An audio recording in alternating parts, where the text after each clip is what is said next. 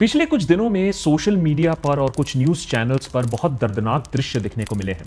ये क्लिप्स चीख चीख कर एक बात बयां कर रही हैं कि बांग्लादेश में शेख हसीना के पलायन के बाद हिंदुओं का नरसंहार जोर शोर से शुरू हो चुका है और ना ही बांग्लादेश की आर्मी और ना ही भारत सरकार इसे रोकने में सक्षम है। कहीं चिटगांग में हिंदुओं की दुकानों को खुलेआम लूटा जा रहा है बिना किसी रोक टोक के, जैसे लॉ एंड ऑर्डर मशीनरी हो ही ना। तो कहीं हिंदुओं की दुकान धू धू करके आग के लपटों में है। दुकान ही नहीं, हिंदू मंदिरों को भी सिस्टमैटिकली टारगेट किया गया और उन्हें आग के हवाले कर दिया गया। बांग्लादेश में भारत की तरह क्रिकेट का अलग ही एक दर्जा माना जाता है, इसीलिए यह भी चौंका देने वाले दृश्य हैं कि हिंदू क्रिकेटर लिटन दास के घर को भी बख्शा नहीं गया, उसे भी आग के हवाले कर दिया गया। देखिए, बात अगर अराजकता और आर्सनी तक होती तब भी समझ में आता, लेकिन सोशल मीडिया पर यह खबर भी खूब बढ़ चढ़ कर दिखाई गई कि कैसे पिछले 3 दिनों में हिंदू महिलाओं को स्पेसिफिकली टारगेट करके किडनैप किया गया है, हिंदू महिलाओं के साथ मास रेप किया गया है। यही नहीं, जिहादी पूरे के पूरे हिंदू फैमिलीज को एक साथ मौत के घाट उतार रहे हैं। या फिर यह दृश्य देखिए, मौलवी बाजार डिस्ट्रिक्ट बांग्लादेश से, जहां एक एलिजेड हिंदू फैमिली को खतरनाक रूप से अटैक किया गया, महिलाओं को रेप किया गया और इस इंसान को, जो इस फैमिली से भागने की कोशिश कर रहा था, तालाब में पत्थरों को से मारकर उसे खत्म कर दिया गया। यह दृश्य देखकर किसी का भी दिल दहल जाएगा। जाहिर सी बात है कि हमारे देश में भी हिंदुओं में आक्रोश है बांग्लादेश में घटनाओं को लेकर। यहां तक कि कुछ लोग तो बांग्लादेशियों को मारने खुद निकल पड़े हैं भारत में। हमारे बहुत सारे सब्सक्राइबर्स ने भी ये बार बार सवाल किया कि बांग्लादेश में क्या चल रहा है, उसके बारे में हम भी सही इंफॉर्मेशन प्रोवाइड करें। लेकिन सही इंफॉर्मेशन निकालना इतना आसान भी नहीं होता है। चिंतित और चकित तो हम भी रहे हैं पिछले कुछ दिनों में। पूरे स्टूडेंट प्रोटेस्ट में जो हमने डिटेल में कवर किया था, तब तो बांग्लादेश एक आवाज में बात कर रहा था। फिर कुछ ही दिनों में ये घटनाएं कैसे होने लगी, मास रेप की, जेनोसाइड की, इतनी जल्दी सिचुएशन डिटेरियोरेट कैसे कर गया। हमने सरकार की जो चुप्पी देखी, भारत सरकार की जो चुप्पी देखी, उस पर भी बात हमें थोड़ी खटकी, क्योंकि विदेश मंत्री हो या प्रधानमंत्री हो, वो सब बांग्लादेश के बारे में चिंतित जरूर हैं, हिंदुओं की सुरक्षा की बात जरूर करते हैं, लेकिन टारगेटेड किलिंग, जेनोसाइड, मास रेप, टॉर्चर के बारे में एक बार भी कुछ नहीं बोला। ऐसा क्यों?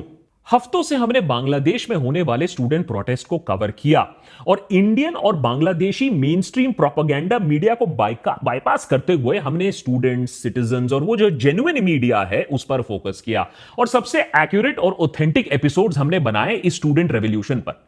इस बार भी हमने अपना आपा नहीं खोया। गुस्सा जरूर आया, लेकिन हम सोशल मीडिया और मेन स्ट्रीम मीडिया पर नहीं गए, सीधा जमीन से जुड़े जो जेन्युइन मीडिया है उस पर विश्वास किया और पता लगाने की कोशिश की बांग्लादेश में आखिर चल क्या रहा है, सच क्या है और झूठ क्या है।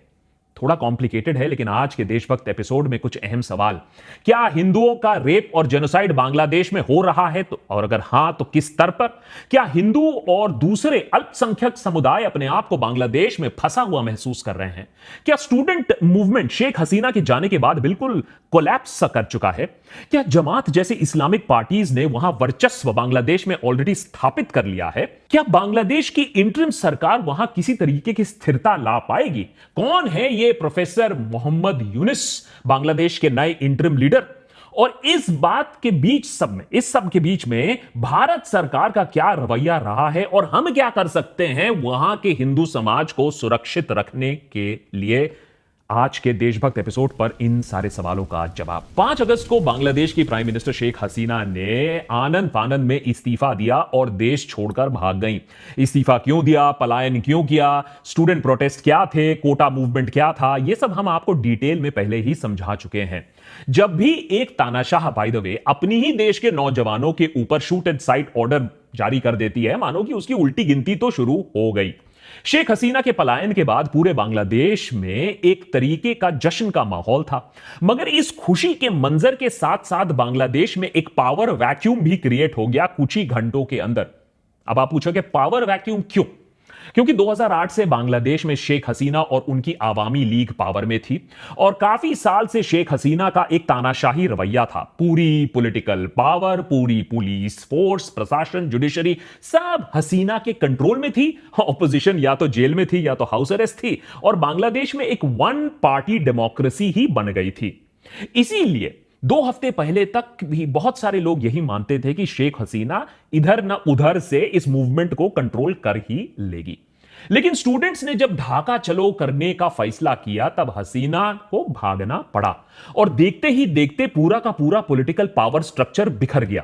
आर्मी चीफ ने कहा कि भाई हम इंटरिम सरकार बनाएंगे, मगर उसके लिए भी तो कुछ दिन लगने वाले थे। उसके बीच में क्या, इस अनसर्टेन माहौल के वजह से, पावर वैक्यूम के वजह से अलग अलग वायलेंट एक्टिविटी शुरू हो जाती हैं बांग्लादेश में, चोरी, डकैती, और इसी हमले के बीच में जो अल्पसंख्यक हैं वो फंस जाते हैं। प्रथम आलो के 8 अगस्त की अगर आप रिपोर्ट माने तो हसीना सरकार के गिरने के बाद कम से कम 230 से ज्यादा लोगों की जानें जा चुकी हैं।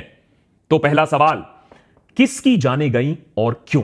जो पुलिस 5 अगस्त के पहले तक प्रो हसीना थी, उसका जो लीडर है वो मैदान छोड़कर भाग जाता है, ऑर्गेनाइजेशन काफी हद तक बिखर जाता है और प्रोटेस्टर्स पुलिस पर ही हमला करना शुरू कर देती है, इस गुस्से से कि ये वही पुलिस है जिसने ब्रूटल क्रैकडाउन किया था, हजारों स्टूडेंट्स को मारा था। प्रथम आलो के रिपोर्ट के अनुसार ढाका मेडिकल कॉलेज हॉस्पिटल में ऐसे 6 पुलिस अफसरों की लाशें पहुंची जिनको 5 अगस्त के दिन प्रोटेस्टर्स ने पीट कर मार डाला। ऐसे ही कई और एग्जाम्पल्स भी हैं। आवामी लीग के पॉलिटिशियंस और मेंबर्स को भी टारगेट किया गया। डेली स्टार ने रिपोर्ट किया कि सतखीरा में एक एंग्री मॉब ने आवामी लीग लीडर जाकिर हुसैन के घर को घेर लिया और उन पर हमला कर दिया। जाकिर ने मॉब पर गोलियां भी चलाई जिसकी वजह से 2 लोगों की जानें भी गई, मगर अंत में हुसैन को मॉब ने घेर ही लिया और उनको मार डाला। आवामी लीग और प्रो हसीना पॉलिटिशियंस को इस तरीके से टारगेट करने के कई एग्जाम्पल्स हैं। ऐसा होना तो नहीं चाहिए, लेकिन ऐसा हो रहा है। ऐसे एग्जैक्टली कितने अटैक्स हुए हैं यह पता लगाना भी मुश्किल है। जर्नलिस्ट पूरी कोशिश कर रहे हैं, लेकिन जब इतना इंफॉर्मेशन, इनएक्यूरेट इंफॉर्मेशन फैल रहा होता है तो कॉम्प्रिहेंसिव डेटा मिलना काफी मुश्किल हो जाता है। अब आप पूछ सकते हैं कि इस सब के बीच में आर्मी क्यों कंट्रोल नहीं कर रही है पूरे सिचुएशन को? इसका एक रीजन है कि आर्मी की इतनी कैपेसिटी है ही नहीं कि वो इतनी सडनली 2-3 दिनों के अंदर बांग्लादेश के हर कोने में जाकर अपनी प्रेजेंस दिखा सके। तो इस सारे वायलेंस को इतनी आसानी से कंट्रोल करना भी इजी नहीं है, आर्मी के लिए भी पॉसिबल नहीं है। इसी पावर वैक्यूम का फायदा उठाकर अलग अलग ग्रुप साफ तरीके से हिंदुओं पर और अल्पसंख्यकों पर अटैक कर रहे हैं, दूसरे माइनॉरिटीज भी टारगेट हो रहे हैं। हिंदुओं पर हमले की वारदातें 5 अगस्त के दिन से ही शुरू हो चुकी हैं। अब इसमें एक एंगल यह भी कहा जा रहा है कि जब आवामी लीग के लीडर्स पर हमले हुए हैं तो हिंदू लीडर्स भी टारगेट हुए हैं, मगर इस बात पर कोई डाउट नहीं है कि बांग्लादेश में हिंदुओं को उनकी religious, not political, religious identity को लेकर उनको टारगेट किया गया है। 6 अगस्त को डेली स्टार के रिपोर्ट के अनुसार बांग्लादेश में कम से कम 27 डिस्ट्रिक्ट्स में हिंदू हाउसेस और बिजनेस एस्टैब्लिशमेंट पर हमला किया गया। ये हमले 5 अगस्त के दिन से ही शुरू हो गए थे, उस दिन जब सरकार गिरी थी। तो कुछ लोग तो मौके का फायदा उठा रहे हैं। कई जिलों में हिंदुओं के घरों को लूटा गया है, वैंडलाइज किया गया है। कुछ इलाकों में घरों को जलाकर राख कर दिया गया है। हिंदू मंदिरों को भी वैंडलाइज किया गया है, इस पर कोई डिबेट नहीं है। Prominent Bangladeshi religious minority organisation Oikya Parishad के senior joint secretary Mohindra Kumar Nath ने डेली स्टार को बताया कि शायद ऐसा कोई एरिया या कोई डिस्ट्रिक्ट नहीं है जहां कम्युनल अटैक्स नहीं हो रहे हो। कंटिन्यूअस रिपोर्ट्स आ रही हैं कि बिजनेसेस, खासकर कि बिजनेसेस को घेराव कर कर अटैक किया जा रहा है। 6 अगस्त को भी अटैक्स कंटिन्यू रहते हैं। प्रथम आलो के 6 अगस्त के रिपोर्ट के अनुसार दिनाजपुर में 40 ऐसे हिंदू ओन्ड शॉप्स थे जिन्हें वैंडलाइज किया गया और जिसे लूटा गया, और मेहरपुर में 9 हिंदू रेजिडेंशियल हाउसेस पर हमला हुआ है। तो ये जो थोड़े से हमने फैक्ट्स एकत्रित किए हैं, ये क्लियरली दिखा रहे हैं कि भाई अटैक तो हो रहे हैं, हिंदू आइडेंटिटी पर अटैक हो रहे हैं। अब इससे कुछ सवाल जरूर उत्पन्न होते हैं। पहला ये कि हमला जो हो रहा है हिंदुओं पर, वो किस स्केल पर हो रहा है? बांग्लादेश के पत्रकार और माइनॉरिटी राइट संगठन एग्जैक्ट स्केल तो नहीं बता पा रहे हैं। क्या लोगों को मारा जा रहा है? अगर हां, तो कितनों को मारा जा चुका है? ये नंबर, ये आंकड़ा हमें अभी तक नहीं मिला है। ना ही बांग्लादेश सरकार, ना ही भारत सरकार इस पर कोई पुष्टि कर रही है। दूसरा सवाल यह है कि हमले कौन कर रहा है। अब इस बात को लेकर भी आंसर क्लियर नहीं है। कौन सा दंगाई कौन से ऑर्गेनाइजेशन से है, इस माहौल में पता लगाना काफी मुश्किल है। और ये कॉम्प्लिकेटेड इसलिए है क्योंकि बीएनपी और जमात जैसे दूसरे इस्लामिक फंडामेंटलिस्ट ऑर्गेनाइजेशन पर आरोप तो लगाया जा रहा है, लेकिन उसी के साथ साथ कुछ लोग आवामी लीग पर भी उंगलियां उठा रहे हैं कि आवामी लीग ही और उनके कुछ लोग हिंदुस्तानियों पर हमला कर रहे हैं, हिंदुओं पर हमला कर रहे हैं। इस बात को प्रूव करने के लिए कि शेख हसीना माइनॉरिटीज को प्रोटेक्ट कर रही थी और उनके एब्सेंस में बांग्लादेश में अराजकता के अलावा कुछ नहीं मिलेगा। और यह न्यूज खास इसलिए भी है क्योंकि खबर अब यह आ रही है कि इसी अराजकता के चलते शेख हसीना ने यह डिसाइड किया है कि जब बांग्लादेश में फिर से इलेक्शन होंगे तो शेख हसीना वापस आकर चुनाव भी लड़ेंगी। मगर इस सब के बावजूद दो चीजों की पुष्टि हम जरूर करना चाहते हैं। एक, कि कम से कम बांग्लादेश आर्मी डायरेक्टली हिंदुओं पर हमला नहीं कर रही है, हिंदुओं को बचाने की कोशिश कर रही है। बांग्लादेश में आर्मी का अभी भी काफी दबदबा है, तो वो कैसे बिहेव करती है डिसाइड करता है कि हिंदुओं का क्या होगा। 5 अगस्त को ढाका के शरीयतपुर के मनुषाबाड़ी मंदिर पर दंगाइयों ने हमला कर दिया, मंदिर को जलाकर राख कर दिया। गोविंदो चक्रवर्ती वहां टेंपल कमेटी के जो जनरल सेक्रेटरी है, उन्होंने डेली स्टार को बताया कि मंदिर पर हमला करने के बाद दंगाइयों ने उनके घर घर पर जाकर उन्हें हमला करने का प्लान किया था, लेकिन आर्मी ने इंटरवीन किया और उन्हें बचाया। तो परसेप्शन यह है कि आर्मी कोशिश कर रही है ऐसे हमलों को रोकने की, लेकिन हालात ऐसे हैं कि आर्मी सब कुछ कंट्रोल नहीं कर सकती है। जोशोर डिस्ट्रिक्ट में गोविंद साहा और दूसरे हिंदुओं के घर पर 5 अगस्त की रात को 20 से 25 दंगाइयों ने हमला किया। जब गोविंद साहा ने आर्मी ऑफिशियल्स से बात की तो उन्होंने इमीडिएटली 3 आर्मी पेट्रोल व्हीकल्स भिजवाए वहां पर, और उनके साथ बीएनपी और जमात के एक्टिविस्ट भी पहुंचे और सबने अपना सपोर्ट दिया, सबने अपना अश्योरेंस दिया। लेकिन ऑब्वियसली गोविंद साहा का कहना है कि जब यह सब हो रहा है तो वो सेफ तो फील नहीं कर पाएंगे। और इसी पावर वैक्यूम और वायलेंस के वजह से बांग्लादेश के हिंदुओं में डर और डिस्ट्रेस का माहौल बना हुआ है। हां, सारे बांग्लादेशी अभी किसी न किसी लेवल पर यह डर महसूस कर रहे हैं क्योंकि बड़े लेवल पर डकैती और चोरी के इंसिडेंट सामने आ रहे हैं। रात रात लोग सो नहीं रहे हैं, और जब तक लॉ एंड ऑर्डर फिर से एस्टैब्लिश नहीं हो जाएगा यह डर का माहौल कायम रहेगा। मगर इस पर कोई शक नहीं है कि सबसे बदतर हालत अभी बांग्लादेश में हिंदुओं और दूसरे माइनॉरिटीज की है, और यह बहुत शर्मनाक सिचुएशन है बांग्लादेश के लिए। दूसरी चीज जिसकी हम पुष्टि करना चाहेंगे वो ये है कि इस नाजुक हालत में धर्म के नाम पर दलाली करने वाले जो लोग हैं वो बांग्लादेश की हालत को और खराब दिखाने की कोशिश कर रहे हैं, 2 रुपए कमाने की कोशिश कर रहे हैं। और आपने भी सोचा कि सोशल मीडिया पर ये सारी चीजें, ये जो फ्रॉडस्टर्स दिखा रहे हैं वो सच ही होगा। जैसे कि चिटागोंग में खुले आम दुकान, ये जो लुट रहा था जो हमने बिगिनिंग में दिखाया था, वो एक्चुअली एक हिंदू इंसान का दुकान नहीं है बल्कि सलमान फजुर रहमान की है, जिसे शेख हसीना का करीबी माना जाता है सालों से। सुदर्शन टीवी पर धू धू करता हुआ ये जो दुकान आपने देखा, ये किसी साजिश से जलाया नहीं गया है। ये एक्चुअली 11 जुलाई का फुटेज है जब 15 कपड़े और प्लास्टिक के दुकान आग के चपेट में आ गए थे। इसे रिसाइकल कर हिंदू मुस्लिम एंगल देकर चलाया गया है और आपने इसे मान भी लिया। इसमें कोई शक नहीं है कि हिंदू धर्म स्थानों पर अटैक हुआ है, लेकिन यह भी सच है कि आपके सेंटिमेंट से खिलवाड़ करने के लिए Raj Palace Coffee Shop and Restaurant को मंदिर बनाकर दिखाया गया कि देखिए यह जल रहा है। जो घर यहां जल रहा है वो एक क्रिकेटर का तो घर है, लेकिन हिंदू क्रिकेटर लिटन दास का घर नहीं जल रहा है। यह घर बांग्लादेश क्रिकेट टीम के फॉर्मर कैप्टन मशरफे मुर्तजा का जल रहा है, जिसके तार शेख हसीना के आवामी लीग से जुड़े हुए हैं। यही नहीं, वो तो आवामी लीग से 2 बार सांसद बनकर चुनकर बांग्लादेश के संसद पर भी आ चुके थे, और उसी का गुस्सा लोग निकाल रहे हैं।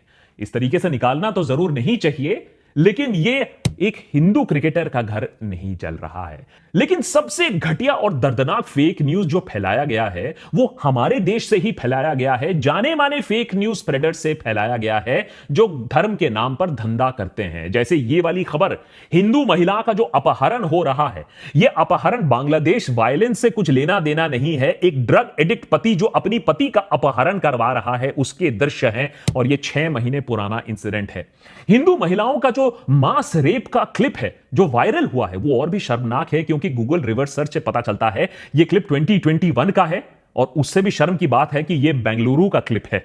और ये जो पूरे हिंदू फैमिली को मार डालने वाली जो बात है, ये इंसिडेंट हुआ तो पिछले महीने, और पूरे फैमिली को जो मारा गया वो फैमिली पूरी की पूरी एक मुसलमान फैमिली थी। जो खबर मौलवी बाजार डिस्ट्रिक्ट बांग्लादेश से आई है वो खबर एकदम रीसेंट है। बस प्रॉब्लम है कि ये हिंदू फैमिली को मारा नहीं जा रहा है, महिलाओं का वहां रेप नहीं हुआ है। ये जो इंसान है, ये जो तालाब में इसको पत्थर मारकर इसको डुबाया जा रहा है, वो हिंदू नहीं, एक मुसलमान इंसान है। और वो मेयर है वहां की म्यूनिसिपैलिटी का, जनरल सेक्रेटरी है आवामी लीग का, और आवामी लीग मेंबर होने के वजह से लोगों का गुस्सा उसके ऊपर इस तरीके से उमड़ा है। ऐसे न जाने आपको कितने और क्लिप्स मिल जाएंगे, जैसे ये एक औरत जिसका मुंह टेप्ड है, हाथ बंधे हुए हैं, जिसे मारने की तैयारी की जा रही है अकॉर्डिंग टू न्यूज, लेकिन ये औरत खुद ही अपना मुंह टेप करके यूनिवर्सिटी प्रोटेस्ट कर रही थी। इस तरीके के क्लिप्स को लेकर रिसाइकल करके आपके इमोशंस के साथ खेला जा रहा है। यहां एआई तक का इस्तेमाल किया गया है आपको यह विश्वास दिलाने के लिए कि बांग्लादेश में अराजकता फैल रही है और हिंदुओं के बहुत बुरे दिन चल रहे हैं। हिंदुओं पर वायलेंट अटैक हो रहा है, कोई डाउट नहीं है। आवामी लीग मेंबर्स को बुरी तरीके से उनके ऊपर रिवेंज अटैक्स हो रहा है, होना नहीं चाहिए लेकिन हो रहा है। लेकिन उससे भी बुरी बात यह है कि हमारे देश में ये जो डिजिटल टेररिस्ट्स हैं, जिन्होंने इस वायलेंस को एक अलग लेवल पर दर्शाने का एक डिसीजन लिया है, वो अल्टीमेटली बांग्लादेश में हिंदुओं के लिए सबसे बड़ा खतरा बनेंगे। क्योंकि अगर सच में जेनोसाइड और मास रेप हो रहा होता तो आपको लगता है कि मोदी, शाह और जयशंकर हाथ पर हाथ धरे बैठे रहते? अरे और कुछ नहीं तो ये उनके लिए पॉलिटिकल सुइसाइड होता। लेकिन देखिए, जयशंकर ने अपने स्पीच में जो पार्लियामेंट में दिया, वहां सिर्फ माइनॉरिटीज की सुरक्षा की बात की। मोदी ने प्रोफेसर यूनिस को जो अपना संदेश दिया, वहां जेनोसाइड, किलिंग, मास रेप की कोई बात नहीं की। क्यों? क्योंकि वो भी जानते हैं कि झूठ का सहारा से देश में राजनीति खेल सकते हैं, हिंदुओं के भावनाओं के साथ खेल सकते हैं। लेकिन अगर आपने इसी झूठ को डिप्लोमेटिक सच बना दिया तो बांग्लादेश में हिंदुओं के लिए और भी ज्यादा खतरा उत्पन्न हो जाएगा। आयरनी की बात यह है कि कई सारे हिंदू स्टूडेंट्स भी स्टूडेंट मूवमेंट का एक हिस्सा थे। कई सारे हिंदू भी हसीना के तानाशाही को हटाना चाहते थे। उनको भी एक बेहतर सिस्टम की तलाश थी। उन्होंने भी इस मूवमेंट में अपना सब कुछ दिया था। स्टूडेंट मूवमेंट कोई हिंदू मुस्लिम का मुद्दे से चला नहीं था। मुद्दा प्रोग्रेसिव था, मुद्दा इंक्लूसिव डेमोक्रेसी का था। जो मूवमेंट के कोऑर्डिनेटर हैं और जिन स्टूडेंट्स ने मूवमेंट में पार्टिसिपेट किया था, वो काफी बड़े लेवल पर कोशिश कर रहे हैं कि हिंदुओं के घरों पर, दुकानों पर, मंदिरों पर हमले ना हो। ऐसी कई तस्वीरें भी दिखने को मिली है कि कई स्टूडेंट्स ने वॉलंटियर ग्रुप्स का गठन किया है जो हिंदुओं के जगह जगह जाकर उनकी हिफाजत कर रहे हैं। मगर दिक्कत यह है कि ऐसे स्टूडेंट ग्रुप्स पूरे देश भर में फैल नहीं सकते हैं। तो अगर सिर्फ स्टूडेंट्स से ही इतना बड़ा काम नहीं हो पाएगा तो क्या इसका मतलब है कि बांग्लादेश में पूरे तरीके से इस्लामिक फंडामेंटलिस्ट फोर्सेस के हाथों वो चले जा चुका है? क्या हिंदुओं और दूसरे माइनॉरिटीज का जेनोसाइड हो रहा है? इंडियन राइट विंग इकोसिस्टम की अगर आप बात माने तो ऐसा ऑलरेडी होना शुरू हो गया है। डर और मिसट्रस्ट का जो माहौल है, मगर उस सब के बावजूद अगर आप देखें तो इंटरिम गवर्नमेंट बनने के बाद कुछ हद तक लोगों में यह यकीन आ चुका है कि चीजें बैक टू नॉर्मल हो सकती हैं और बांग्लादेश में एक पॉजिटिव फ्यूचर बन सकता है। यह समझना बहुत जरूरी है कि बांग्लादेश में अभी क्या हो रहा है, यह डायरेक्टली लिंक्ड है to the future of Hindus. Hasina सरकार के गिरने के 2 दिन बाद ही अनाउंसमेंट हो गया कि Nobel laureate professor Mohammad Yunus Bangladesh के इंटरिम सरकार को लीड करेंगे। यह बांग्लादेश के भविष्य के लिए और माइनॉरिटीज के भविष्य के लिए एक अहम डेवलपमेंट है। समझाता हूं क्यों। प्रोफेसर यूनिस का जन्म 1940 में चिटागोंग में होता है। यूएस में पीएचडी करते हैं, कुछ साल वहां प्रोफेसर रहते हैं। 1972 में बांग्लादेश लौट आते हैं। 1983 में ग्रामीण बैंक नामक एक संस्था की एक स्थापना होती है। एंटरप्रेन्योर्स और किसानों को स्मॉल लोन्स दिया जाता है। यह माइक्रो क्रेडिट स्कीम काफी सक्सेसफुल होता है, काफी लोग अपने पैरों पर खड़े होते हैं और इसके लिए प्रोफेसर यूनिस को 2006 में नोबेल पीस प्राइज से नवाजा जाता है। शेख हसीना और प्रोफेसर यूनिस की कभी भी खास जमी नहीं। 2008 से लगातार उन पर अलग अलग गवर्नमेंट इन्वेस्टिगेशंस चल रहे होते हैं और जनवरी 2024 में उनको लेबर लॉज वायलेट करने के लिए गिल्टी भी पाया जाता है। 6 महीने की सजा भी सुनाई जाती है। हाल ही के स्टूडेंट मूवमेंट में प्रोफेसर यूनिस ने एक्टिवली स्टूडेंट्स को सपोर्ट किया और हसीना को क्रिटिसाइज किया। हसीना की सरकार गिरने के बाद सारे के सारे स्टूडेंट्स ने यह डिमांड किया कि प्रोफेसर यूनिस को ही इंटरिम सरकार का हेड बनाया जाए, चीफ एडवाइजर जो भी आप कह लीजिए बनाया जाए। ज्यादातर लोगों में उनके प्रति एक क्लीन छवि, एक इमेज, क्लीन इमेज है, जिसकी वजह से वो एक यूनाइटिंग फैक्टर बन सकते हैं बांग्लादेश में। इंपॉर्टेंट बात यह है, आर्मी, जमात, बीएनपी, सारे के सारे जो लोग इन्वॉल्व्ड हैं, उन्होंने इस बात पर मंजूरी दी है कि यूनिस ही इंटरिम लीडर एडवाइजर बने। 8 अगस्त 8:30 PM ओथ टेकिंग सेरेमनी भी हो जाती है। यूनिस के साथ साथ 16 और एडवाइजर्स भी सिलेक्ट किए जाते हैं, और इस लिस्ट को देखकर लोगों में कम से कम एक हौसला आ सकता है कि शायद रिलीजियस वायलेंस और माइंडलेस डेकॉइटी को खत्म करने के लिए यह पहला कदम हो सकता है। 16 एडवाइजर्स में एक हिंदू एडवाइजर भी है, डॉक्टर बिधान रंजन रॉय। एक एडवाइजर आदिवासी रिप्रेजेंटेटिव भी है, सुप्रदीप चकमा। और उन्हीं के साथ साथ स्टूडेंट मूवमेंट के भी लीडर्स हैं, 26 साल के निहाद इस्लाम और आसिफ मोहम्मद। अगर आपने हमारे जो प्रीवियस एपिसोड्स हैं उसको फॉलो किया होगा तो आपको याद होगा, निहाद इस्लाम वही लड़का है जिसको शेख हसीना की पुलिस ने टॉर्चर कर करके मूवमेंट को कॉल ऑफ कराने की कोशिश की थी। इसी के चलते काफी लोग होपफुल हैं कि पावर वैक्यूम भर जाएगा और एक सेंसिबल इंटरिम सरकार बन पाएगी। प्रोफेसर यूनिस ने भी बहुत इंपॉर्टेंट है, अपने पहले स्पीच में हिंदुओं और दूसरे माइनॉरिटीज के खिलाफ हो रहे हिंसा को इमीडिएटली रोकने की बात कही है। उन्होंने स्टूडेंट्स को बधाई दी कि उन्हीं की वजह से बांग्लादेश का सेकंड विक्ट्री डे मुमकिन हो पाया है, और कहीं ना कहीं इस जीत का श्रेय इन्हीं को जाना चाहिए। लेकिन he said, let us not let it slip away because of our mistakes. यानी अगर यह सेंसलेस वायलेंस खत्म नहीं होता है तो इस सेकंड विक्ट्री डे का कोई मतलब नहीं रहेगा। स्टूडेंट्स का भी बाय द वे यही सेंटिमेंट है कि इंडिपेंडेंस के टाइम से बांग्लादेश में अथॉरिटेरियन लीडर या मिलिट्री डिक्टेटरशिप की एक साइकिल सी चलती आई है। इसे तोड़ना होगा, एक रोबस्ट और इंक्लूसिव डेमोक्रेसी बनाना होगा। पुरानी पार्टीज नहीं, नए ऑल्टरनेटिव्स सामने आने होंगे। अब जहां तक बात लॉ एंड ऑर्डर रिस्टोर करने की रही, कल 8 अगस्त को दोपहर को बांग्लादेश की आर्मी चीफ, नए inspector general of police, director general of rapid action battalion, navy, air chief सब एक साथ बैठकर एक पब्लिक स्टेटमेंट जारी किया कि देश में बढ़ रही अराजकता पर आर्म्ड फोर्सेस और पुलिस स्ट्रिक्ट एक्शन लेने वाली है। अब ये सब बातें सुनने में तो अच्छी लगती हैं, लेकिन जब तक इंप्लीमेंट नहीं होंगी तब तक हिंसा नहीं रुकेगी, तब तक लोग, खास करके हिंदूज, दूसरे माइनॉरिटी कम्युनिटीज, उनका ट्रस्ट जीतना काफी मुश्किल रहेगा। और सिर्फ पीस की बातें नहीं, जस्टिस देना भी जरूरी है। फॉर एग्जाम्पल, 5 अगस्त को ढाका में popular Bangladeshi folk singer Rahul Ananda के घर पर एक मॉब हमला कर देती है। उनका घर जला दिया जाता है। आनंदा और उनकी फैमिली बस वक्त रहते बच निकलते हैं अपनी जान बचाकर, मगर 140 साल पुराना घर स्वाहा हो जाता है आग में। 3000 से ज्यादा म्यूजिकल इंस्ट्रूमेंट्स जलकर राख हो जाते हैं। तो जो मांग है ना कि हसीना की पुलिस पर भी क्रैकडाउन हो, जांच हो, खूनी पुलिस ऑफिसर्स को सजा मिले, वैसे ही इन दंगइयों के प्रति भी जांच होना जरूरी है। अरे ऐसे लिबरेशन का क्या मायने जहां रिलीजियस माइनॉरिटीज के ऊपर इस तरीके से दंगई अटैक कर सकते हैं। साथ ही साथ भारत सरकार को भी ये जो फेक न्यूज फैलाने वाले, ये जो डिजिटल दंगई हैं, इन्हें भी रोकना पड़ेगा। क्योंकि ये सब ना, ये जो पोस्टिंग कर रहे हैं, फेक न्यूज फैला रहे हैं भारत के खिलाफ, बांग्लादेश में गुस्सा और भी बढ़ रहा है इनके वजह से। दुख की बात है कि ये जो डिजिटल दंगई है, ये चाहते हैं कि बांग्लादेश में और हिंदू मारे जाएं और मारकाट हो, जिससे वो भारत में ना बदले की जो भावना है उसको और प्रोजेक्ट कर पाएं, अराजकता और फैला पाएं। बांग्लादेश में कोई डाउट नहीं है कि हालत नाजुक है, कोई डाउट नहीं है कि हिंदूज अंडर अटैक हैं, लेकिन अगर फंडामेंटलिस्ट पावर पार्टी में आती हैं तो हिंदू और भी ज्यादा खतरे में होंगे। लेकिन देखिए, इस वायलेंस के बावजूद भी बांग्लादेश ने प्रोफेसर यूनिस को चूज करके पहला कम से कम पॉजिटिव कदम लिया है। तो अब सवाल है व्हाट नेक्स्ट।